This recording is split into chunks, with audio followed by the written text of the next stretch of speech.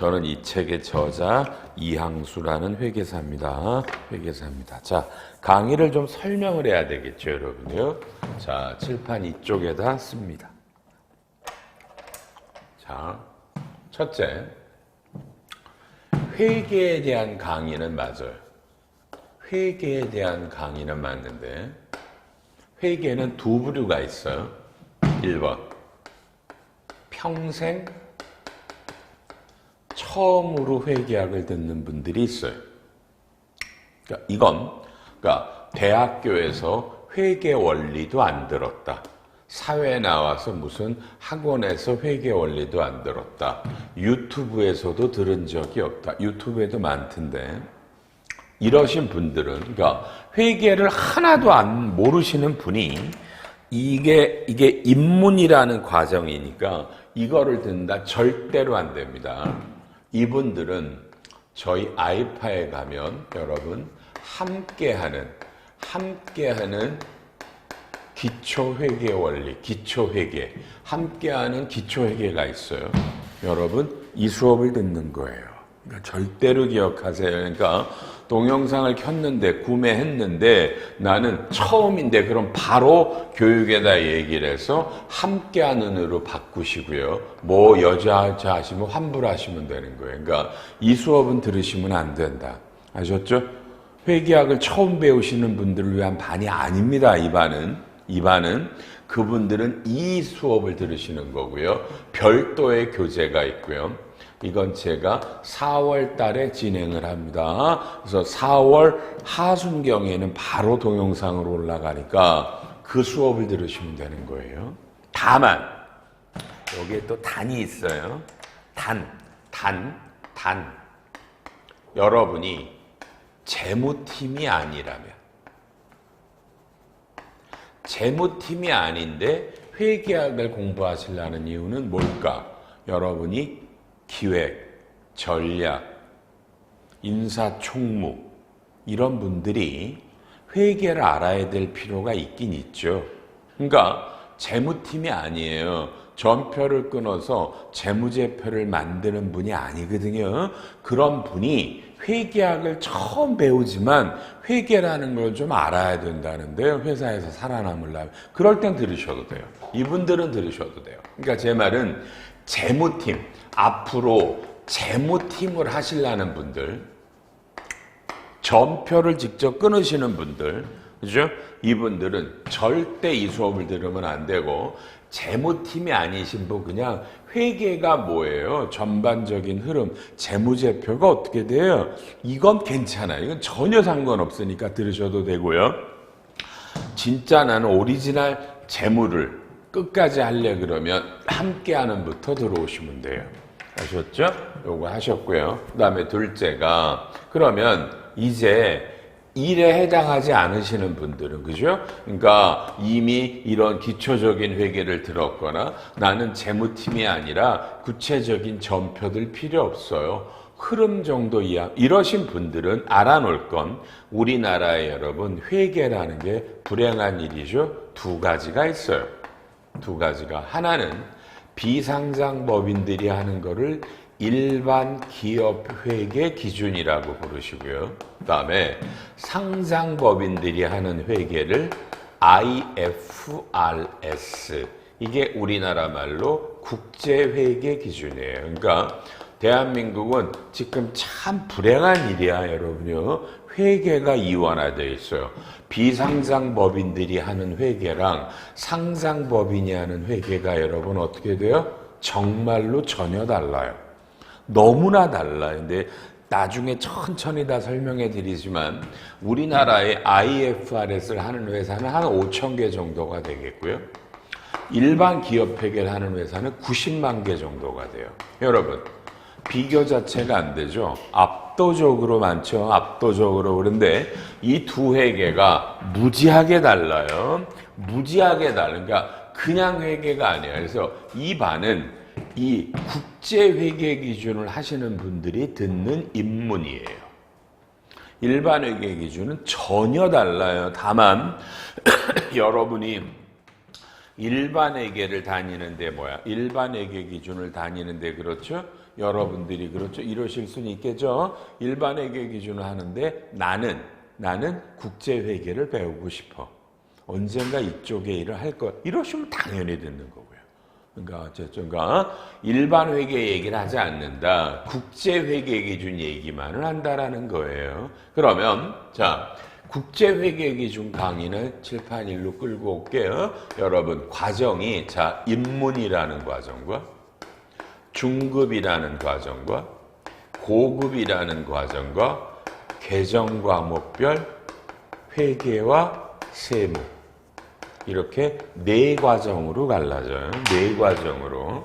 그러니까 요 입문은 아까 말한 재무팀에 이제 배치가 됐다. 난 앞으로 이런 회계를 직접 내가 한다. 재무제표를 만든다. 이러신 분들, 이런 분들은 그냥 흐름은 당연하고 이런 분들이 듣는 과정이고 16시간이고요.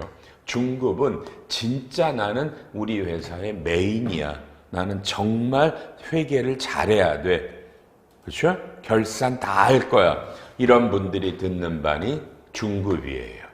고급은 자, 연결, 지분법, 합병을 가르치는 반이에요. 16시간이 있어요. 이 얘기를 먼저 하면 고급은 전혀 직금 안 들으셔도 되는 거예요. 다만 여러분이 직금이라도 너 지분법을 해라. 너 연결재무제표를 만들어라. 너 합병해봐. 이러면 들으시면 돼요. 나라는 특수한 회계예요. 그러니까 평상시엔 안 들으셔도 되는 거야. 여러분이 듣고 싶을 때 들으시면 되고 이 수업을 들으시면 그냥 여러분은 합병도 할 수 있고 지분법도 하고 연결도 만들어요. 안 믿기시죠? 안 믿기셔도 할 수 없고요.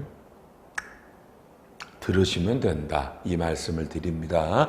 여러분, 이름이 왜 중급 고급이냐면 미국 놈들이 요런 데를 어드밴스드 어카운팅이라고 부르고 여기를 인터미디엇 어카운팅이라고 해서 번역이 중급 회계, 고급 회계예요. 그래서 지금 우리는 입문으로 합니다. 16시간이니까 역시 기본 재무제표의 흐름을 잡습니다. IFR에서. 그러니까 입문 없이 중급 오시면 전 책임 안 집니다.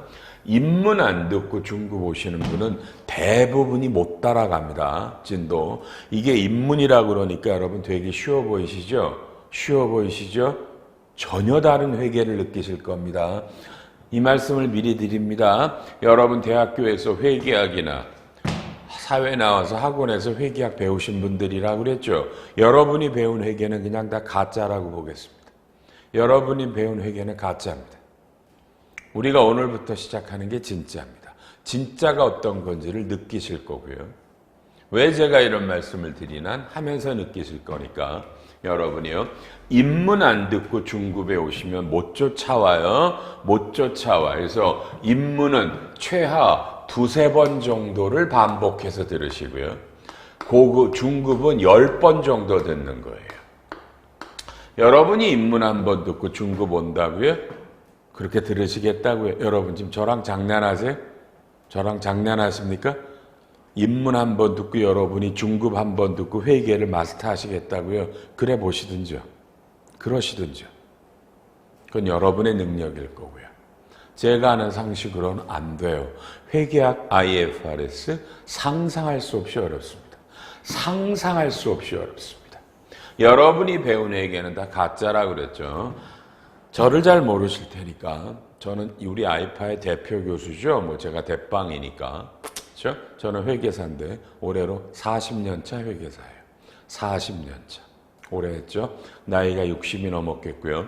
강의한 지가 횟수로 33년이에요, 만으로. 너무나 오랜 기간 동안 회계를 가르친 놈이에요. 그냥 그렇게 알아주세요. 늙은 놈이 강의해서 죄송은 한데, 자, 여러분, 중급은 어렵습니다. 그래서 무한 반복하십시오. 그리고 회계학을 잡으십시오. 제가 장담합니다. 다만 뭐죠? 제가 하라는 대로 이런 과정과 별도의 과정을 마스터하는 데는 여러분 한 3년 정도 걸립니다. 별도의 과정 좀 이따 얘기할 거고요. 그런 과정을 마스터하시면 3년 이상 걸리는데 그러면 여러분 앞에 사람이 없을 거야?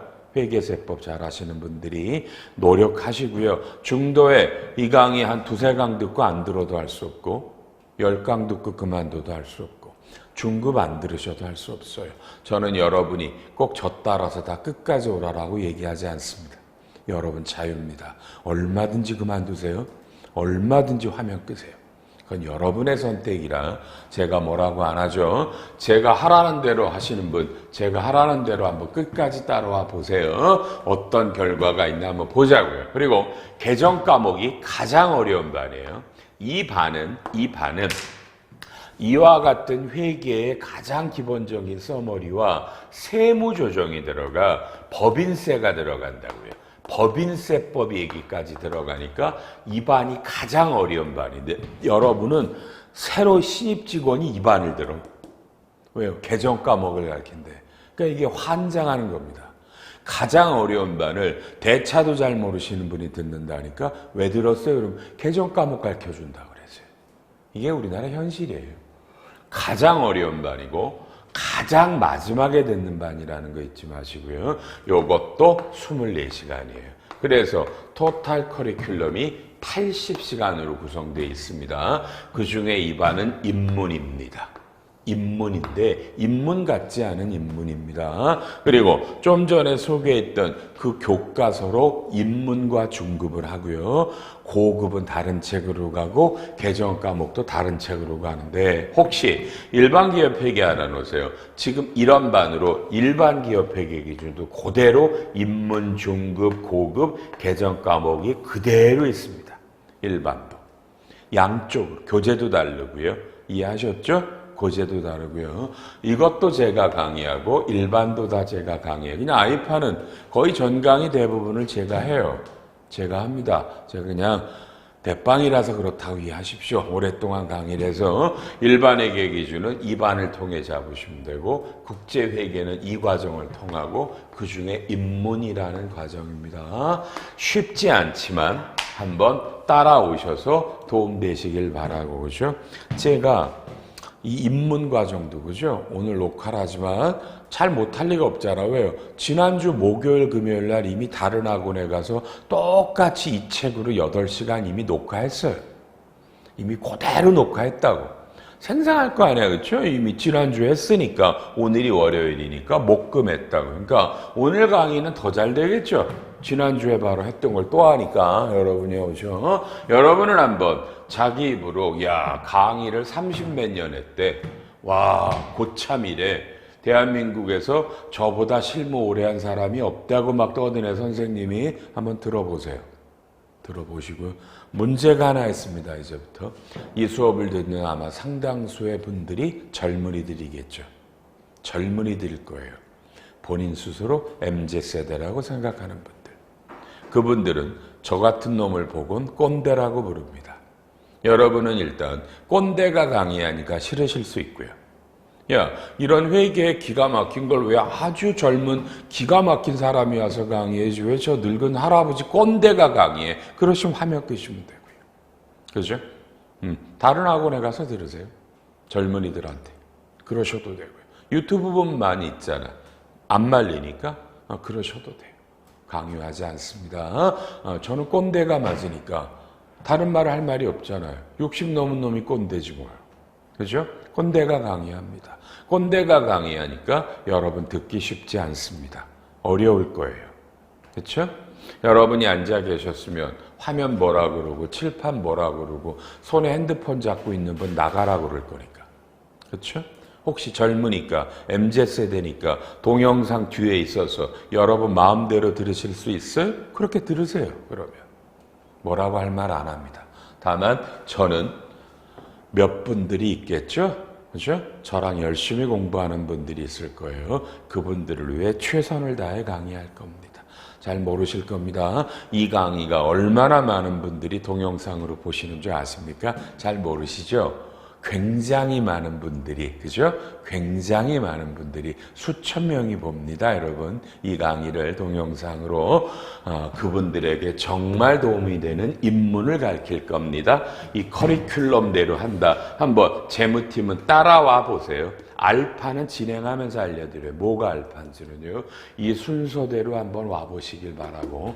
교과서에 보면, 자, 천천히 28페이지를 피면 이제 책이 나가, 진도가 여러분 28페이지에 의가 나가는데 거기 두 번째 패러그래프에 이렇게 복잡 다양한인데 10초만 읽어볼래요? 시작. 읽어보세요. 여러분 읽어보세요.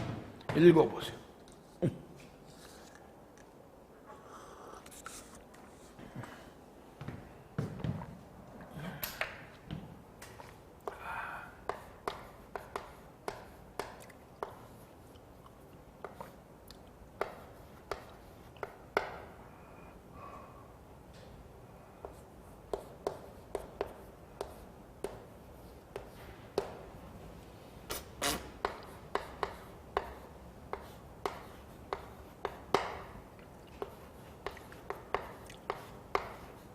읽으셨죠?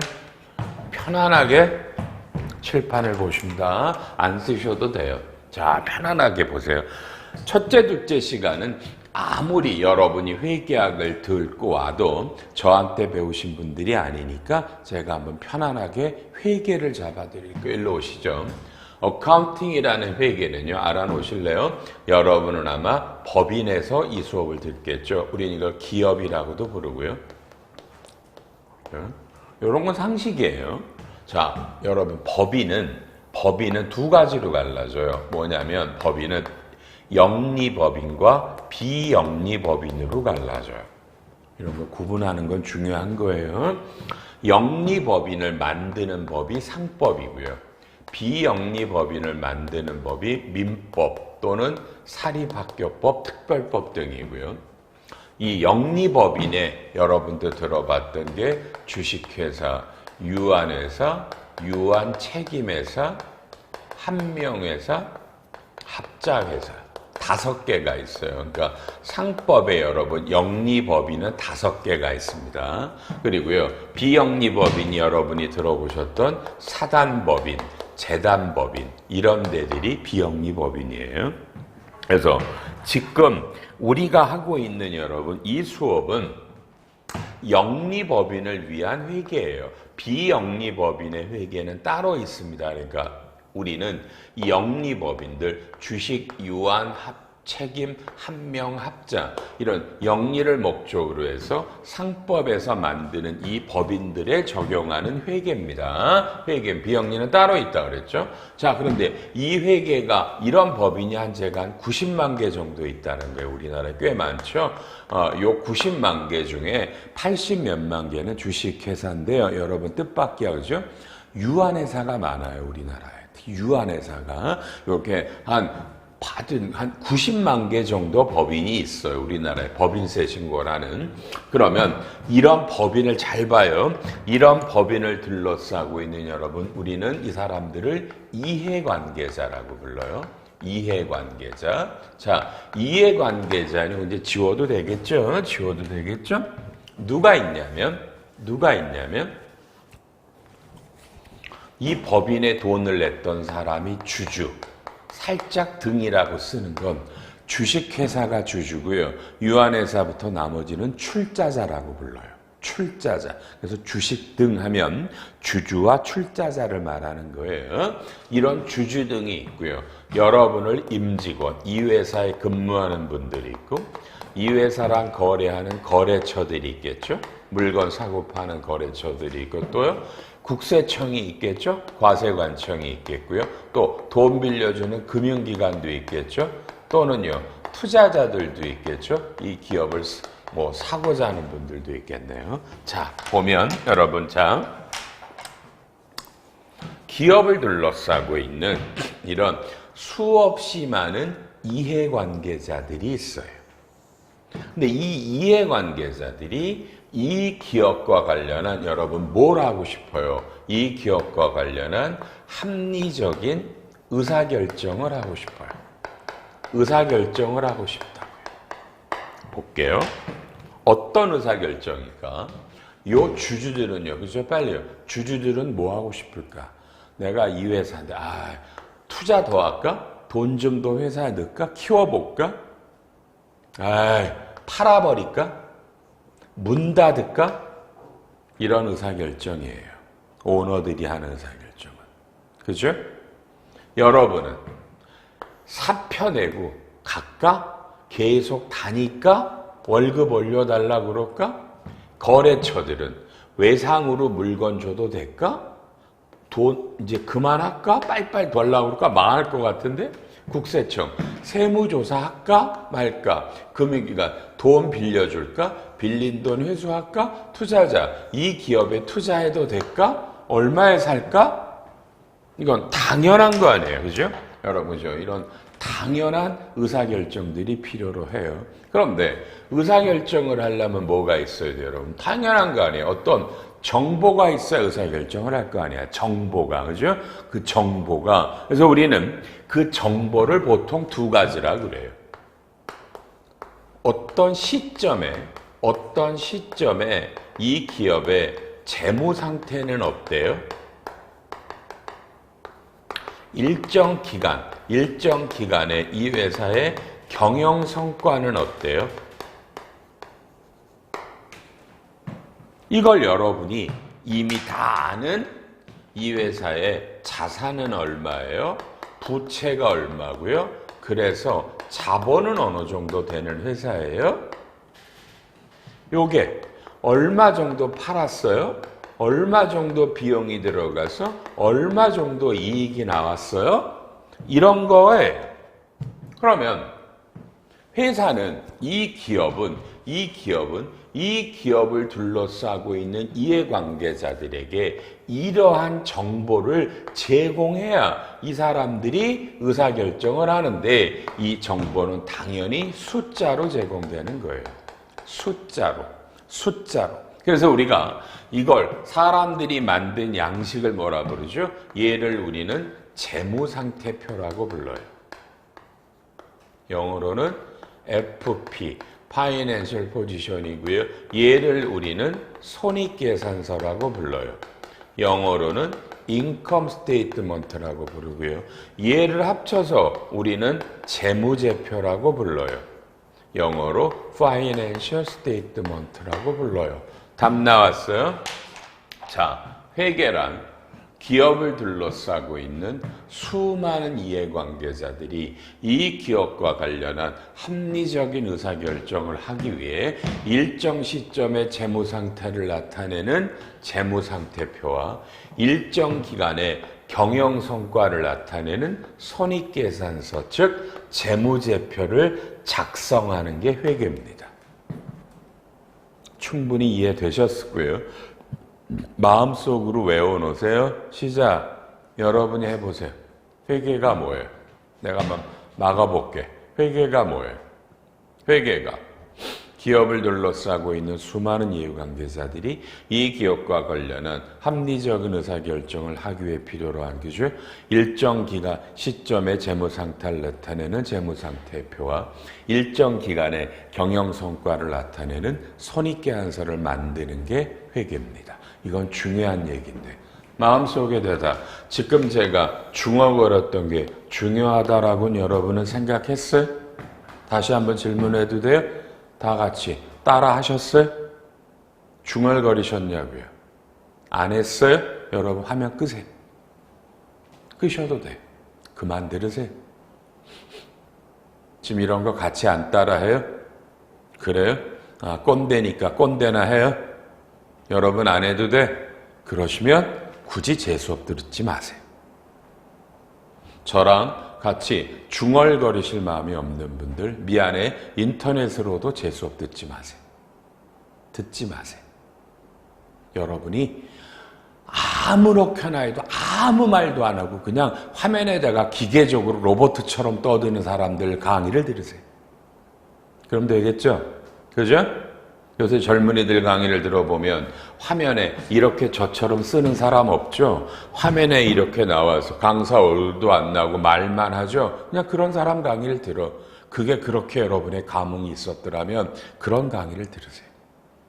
여러분, 제가 회계사 40년에 30몇 년 한 놈이 제가 바보라서 지금 칠판에다 이렇게 씁니까? 제가 바보라서? 그죠? 하루에 8시간씩 거의 1년 평생을 강의한 놈이에요. 여러분 8시간 한번 떠들어 보실래요? 더구나 밀폐된 공간에서 카메라 한 대 놓고 촬영하는 게 얼마나 힘든지 여러분은 아세요? 저도 앉아갖고 책 읽으면 쉽지 않을까요? 이 미친놈이 왜 서서 이런 걸 써가면서 강의합니까? 회계는 읽어서 되는 학문이 아닙니다. 눈으로 보셔야 됩니다. 눈으로.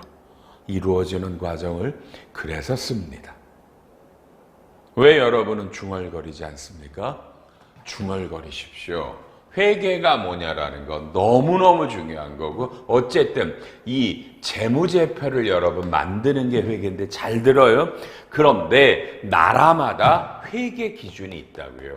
회계를 마음대로 하면 안 되니까 나라마다 있는데 불행한 일이죠. 우리나라는 아까 했지만 2011년부터 회계가 상장법인들은 국제회계 기준을 하고 비상장법인들은 일반 기업회계 기준을 해라라고 이원화된 게 여러분 2011년이에요. 그러니까 우리나라 기업들이 대기업들 삼성전자 현대차들이 IFRS를 적용한 게 다 2011년이에요.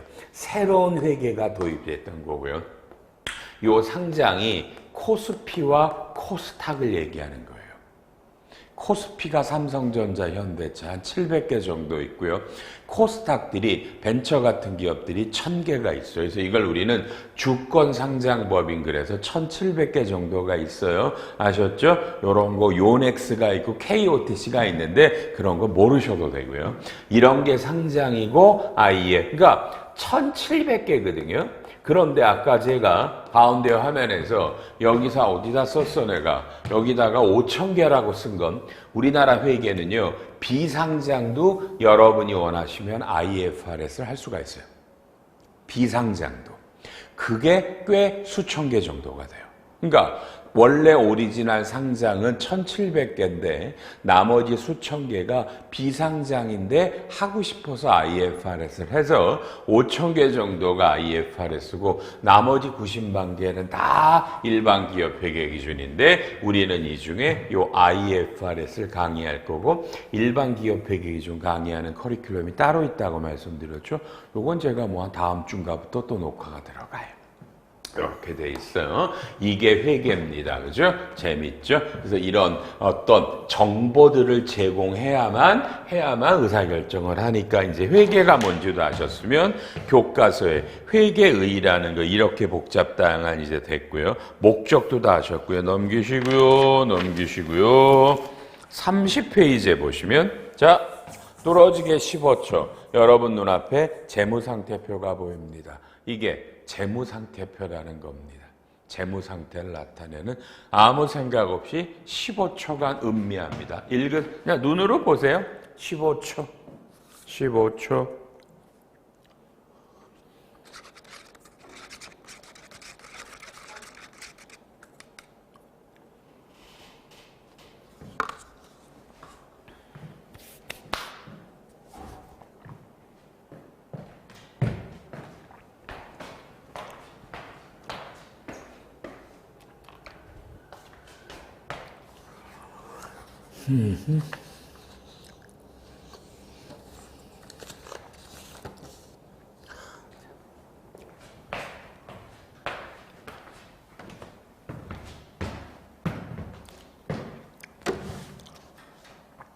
자, 재무상태표라는 게 나왔어요.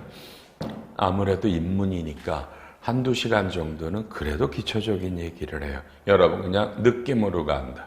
여러분 재무상태표를 보고 이 안에서 어떤 게 제일 중요한지 말해보세요. 재무상태표를 여러분 회사 거를 보든 다른 회사 거를 보든 그죠? 뭐가 제일 중요하죠? 빨리 말해보세요. 살짝 치워야 되겠네. 빨리 말해보세요. 뭐가 제일 중요해요?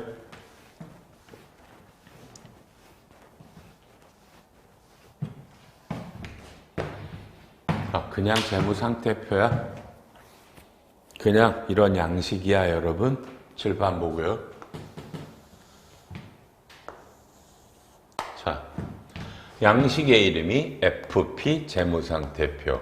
가장 대표적으로는 12월 31일 현재 맨 마지막 날로 제일 만드는 게 기본이겠고요. 자, 영어로 이게 T자라서 우리가 왼쪽을 여러분이 배울 때 차변이라고 배웠고 영어로 데빗이라고 배웠고 오른쪽을 대변이라고 그랬고 이걸 영어로 크레딧이라고 배웠어요.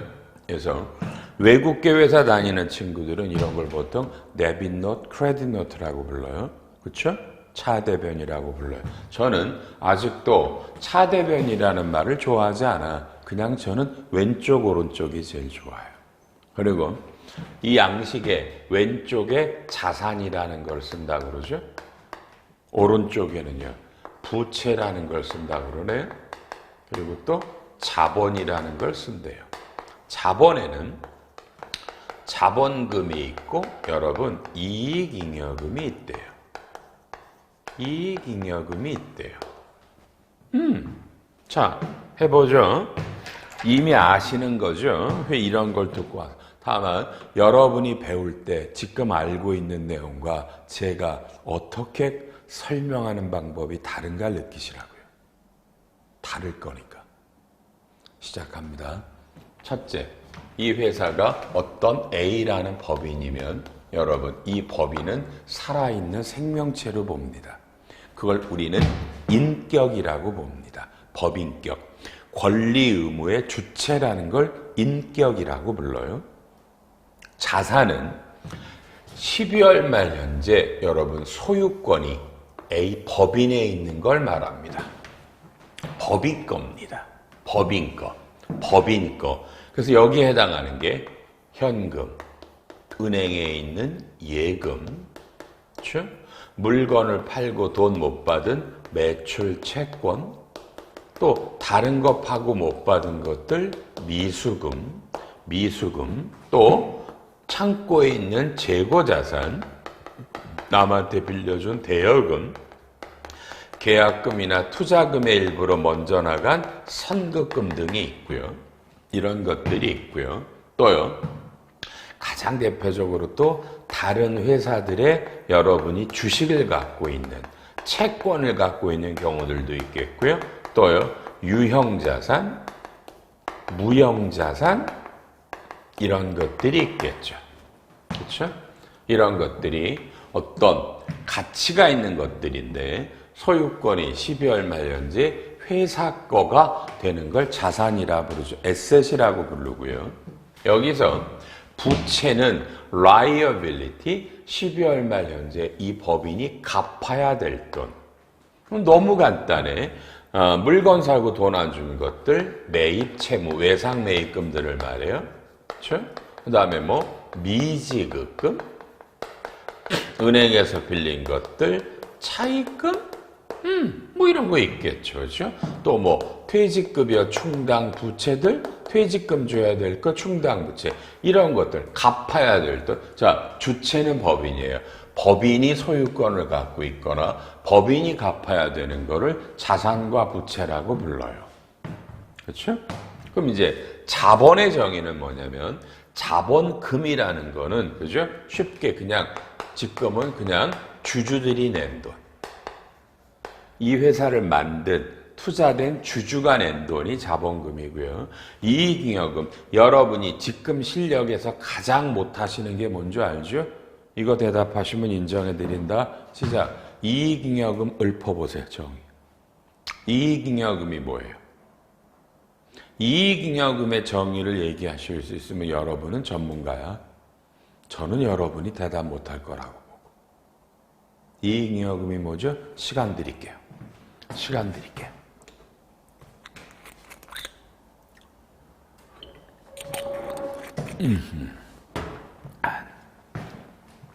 앞으로 얼마든지 배우실 거예요.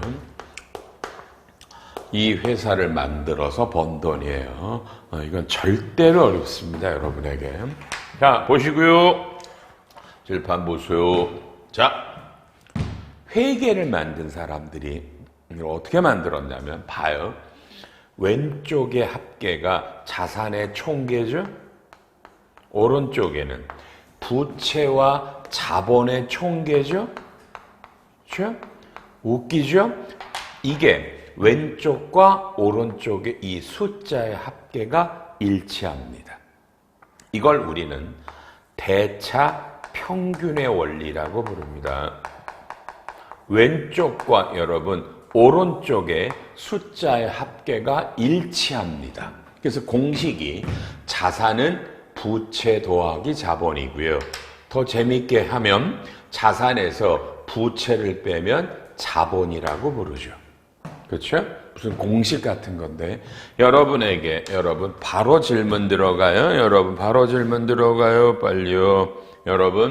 빨리요. 여러분 자산은 왜 양식에서 왼쪽에다 부채 자본은 왜 오른쪽에다 쓰죠? 왜 이렇게 쓰죠? 또 이 둘은 왜 일치하죠? 역시 이 질문에 대답하면 여러분은 전문가고요. 말해볼래요? 왜 자산은 왼쪽, 부채 자본은 오른쪽이죠? 왜 왼쪽과 오른쪽이 일치하게 돼 있죠? 이제 저한테 배우신 분들은 아주 편한 마음으로 회계사님, 네, 지구는 둥글잖아요. 그렇죠. 지구는 둥글죠. 여러분 이런 걸 우리는 진리라고 부릅니다. 진리. 근데 여러분은 다음 시간도 다다음 시간도 계속 이 수업을 들어야죠. 집에 와서. 그렇죠. 그런 걸 저와 여러분 간의 약속이라고 부르죠. 약속. 여러분 회계학은 약속입니다. 사람이 만든. 진리가 아닙니다. 그냥 이렇게 만든 겁니다. 만든 사람이. 자산은 왼쪽에다 부채 자본은 오른쪽에다 쓰겠다고요. 그리고 만들다 보니까 양쪽을 금액이 일치하게 만들었대. 여러분 왜 이런 약속을 했나 하지 말고 여러분 약속은 그냥 외우세요. 외우시면 돼요. 알았죠? 자산은 그냥 왼쪽인데요. 그건 뭐 만든 사람끼리 약속인데 그걸 뭘 왜 왼쪽이냐고 물어요? 무식하게 저한테. 아 회계사님 만든 놈이 왼쪽 오른쪽 합계가 일치하게 만들었잖아. 뭐 만든 놈이 그렇게 만든 걸 왜 만들었냐고 왜 묻는 거예요 이걸. 이러시면 되는 거야. 안 쉬워요? 이렇게 접근해요. 이렇게 접근하시라고요. 툭툭툭 넘어가시라고요. 이게 회계입니다. 만든 사람이 이렇게 만들었고 진리가 아니라 약속에 불과합니다. 아셨죠? 앞으로 이런 질문 하는 거 아니고요. 보면서 여기서 우리가 빨리요. 가장 중요한 건 뭐다 여러분? 여기서 우리가 가장 중요한 건 뭐죠? 부채 비율이에요. 부채 비율이에요. 부채를 자본으로 나눈 거예요. 이걸 부채 비율인데 요 부채 비율이 회계학에서 여러분 요 부채 비율보다 중요한 건 없어요. 시작해요 여러분. 몇 분 안 남았다. 쉬는 시간 갈 때까지요. 여러분 대답. 자, 이 강의를 들으실 때 이미 여러분 회사는 뭐야? 2022년 결산이 다 마감됐었죠? 재무제표가 있죠. 대답해요. 여러분 회사의 2022년 재무상태표에 여러분 회사의 부채 비율은 몇 프로인가요? 자산은 얼마였어요? 자본 총계는 얼마였나요? 이 정도 빨리 대답해 보세요. 여러분 회사 부채 비율 몇 프로죠? 자산 총계 몇 억 정도였어요? 이 대답을 못 하시는 분은 알아놔. 여러분은 재무팀이 아니죠. 재무팀에 다니셔도 여러분과 같은 분들은 재무팀이라고 부르지 않습니다. 이해하시기 바랍니다. 명함의 재무팀이라고 파서 여러분이 재무팀인 줄 아십니까? 여러분 회사의 부채 비율, 자산, 부채, 자본 정도 금액, 기본적인 숫자가 머리에 들어가 있지 않으면 여러분은 재무팀이라고 안 하죠. 그죠? 재무팀일 수가 없죠. 부채 비율 몇 프로십니까? 그러므로 무조건 숙제입니다. 무조건 다음 시간에 이 화면을 켜기 전에 무조건 여러분 손에는 그죠? 여러분 회사의 재무제표가 책상 옆에 있으셔야 되니까 감사 보고서를 갖다 놓든 재무상태표 손익계산서를 뽑아 놓든 옆에다 놓고 이제부터 수업 듣고요. 2시간 정도 지나면 전자공시 시스템으로 뽑는 방법을 알려드릴 거고요. 아셨죠? 여러분 알아놓을래요? 회계학 수업을 듣는데 그죠? 여러분 회사 재무제표도 안 갖고 와서 수업을 들어요? 있을 수 없는 일이고요. 그런 거. 자, 외우셨어요? 부채 비율이 제일 중요합니다. 몇 프로 정도 되십니까? 그러면 이거 하고 쉬면 되겠네요. 칠판. 어떤 회사가 이런 말을 하는데 여러분 말해 볼게요. 자.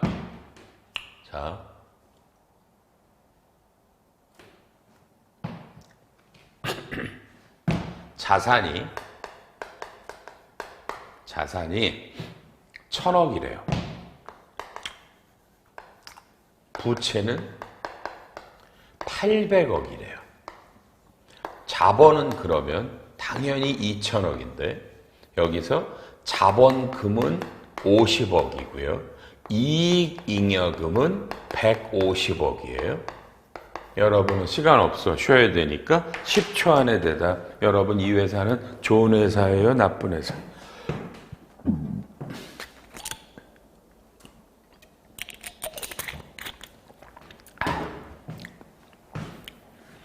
좋은 회사예요? 나쁜 회사예요? 어떤 사람은 회계사님 주주가 낸 돈은 50억인데 그동안 이 회사에서 150억이나 벌어놨잖아요. 나중에도 배우지만 이미 배당금으로 가져간 돈이 있을 수도 있어요. 그러면 요새 같은 금리에선 어마어마하게 많이 벌었잖아요. 물론 회계사님 부채 비율은 400%예요. 그런데 자산이 더 많잖아요. 부채보다. 그럼 뭐 문제돼요? 좋은 회사 같죠? 그렇게 말하면 제일 하수고요. 하수들이 그렇게 말하는 거고 웬만한 사람 회계사는 무조건 나쁘죠. 이 회사는 자기가 감당할 수 없는 부채를 갖고 있어요. 그럼 누가? 아니 이익이 문제가 아니에요. 회계사님. 이 자산은 주로 이런 것들 창고의 재고나 유형이나 다른 회사의 주식이나 이런 것들로 상당수가 깔려 있을 수가 있어요. 근데 이 회사가 지금 어렵다. 그죠? 어렵다 그러면 무슨 문제가 생겨요? 어렵다 그러면 이런 것들이 제값을 못 받아요. 제값을 못 받으면 근데 이 부채들은 바로바로 갚아야 돼요. 그럼 여지없이 묻어나요. 여지없이 묻어나요. 부채비율 400%, 웬만하면 다른 기업은 저 기업과 손도 안 돼. 거래도 안 한다고요. 근데 여러분은 이것만 보고 좋아? 회계학에서 부채비율보다 중요한 건 없어요. 그래서 다음 시간에 화면을 켜기 전에 꼭 여러분 회사 재무제표가 옆에 있어야 되고 의도적으로 우리 회사의 부채 비율은 몇 프로야, 자산 부채 자본은 얼마지 정도는 외우고요. 그리고 앞으로 15시간이 남았어요. 여러분 이건 분명할 거예요. 제가 이런 거 너무 오래 강의했죠? 여러분 들으시면 도움은 확실히 돼요. 확실히 됩니다.